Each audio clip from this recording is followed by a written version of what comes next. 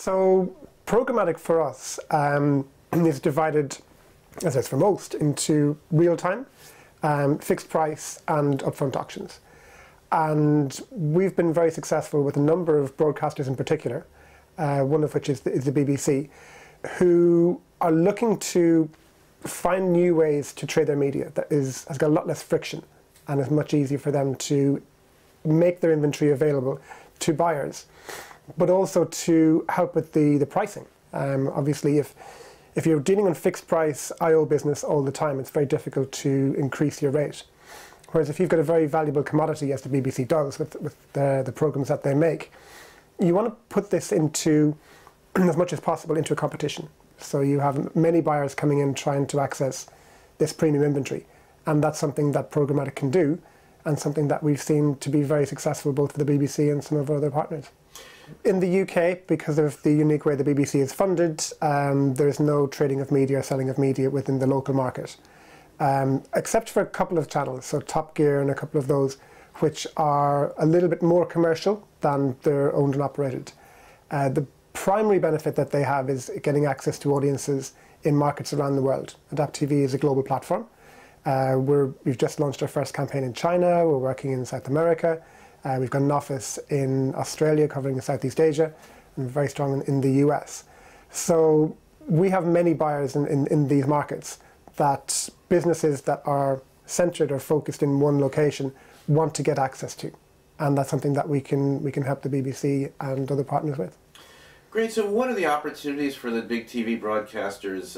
They're not really able to do programmatic around linear programming yet, but there's a lot of opportunities digitally. How are they taking advantage of your platform? I think it's still early days. At the end of the day, you've got a business that's been doing the same thing and trading the same way for a very long period of time.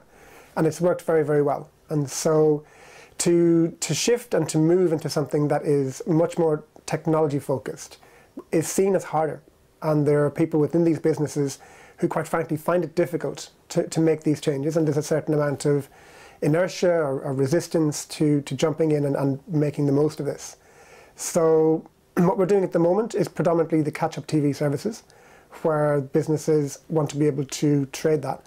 But as we move forward, we're going to see increased penetration of smart TVs, of connected TVs. So the way media is traded and the delivery methods is going to change with or without the audience's knowledge, really. There's set-top boxes that have the ability to do unique targeting based on the profiles of people in the house. And so we're starting to see this now with businesses like Sky, where they're able to target one ad during a program to me, and then a different ad to you based on your user profile.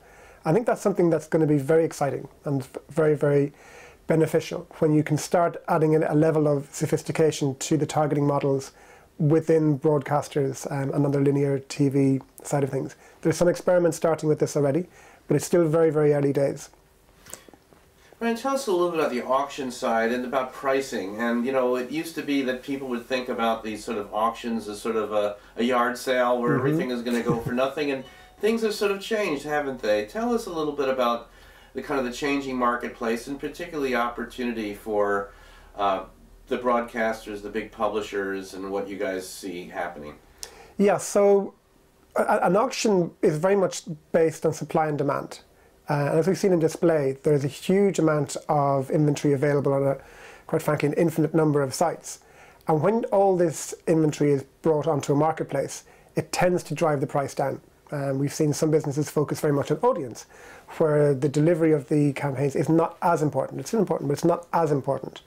And so what we've seen there is inventory coming into the marketplace that has not been there before for various different reasons. And as a result, the price and the cost of the inventory has been driven down. This has kind of tarnished programmatic as a way of driving prices down, and that is something that we've had to try and help educate the market in. If you think about Sotheby's, for example, Sotheby's obviously runs an auction-based model for very valuable products and for very valuable items. The reason being, if you were to just put a price on it, you don't know if that's the correct price because it's very valuable and in a lot of cases sometimes quite unique. And so we're looking at something similar when it comes to particularly broadcast inventory. This is very, very valuable inventory. It's not just the right audience. That audience can often be got at a fraction of the price in other sites. It's the brand association. And we've seen particularly clients looking to get their brand attached to the right kind of content, the right kind of program. And they're putting in some very high prices. We've seen RTE trade at $48, which is very healthy. It's in line with what their sales teams are getting in comparable markets. And as we see more and more competition from buyers as more and more enter the marketplace, we should see a leveling out of prices that will at least be equal to what's been signed on an IO basis. But we're hoping to see, particularly around Christmas time, more competition for inventory that will drive prices up again. And then obviously come January, when the demand is a bit lower, it will go down a bit. But it means that pricing should be a lot more transparent based on the value of the content it's appearing against and also the time of year. We've recently gone through the acquisition by AOL. So Adapt TV is now officially part of AOL Networks. We're still running as a separate brand. We're still operating as an independent unit within that division. It makes sense. We have a business that is very focused on programmatic. It's a growing business. It's been doing very well, and so there's no need to rock the boat.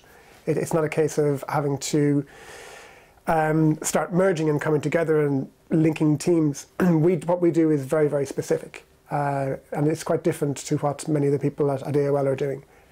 Tim Armstrong has got a fantastic vision of the barbell strategy, it's called. So on one hand, you've got the premium video content that AOL is investing heavily in, and then you've got programmatic, which we are helping to address the issues that are surrounding video. So far, so good. Everybody seems to be working very well together.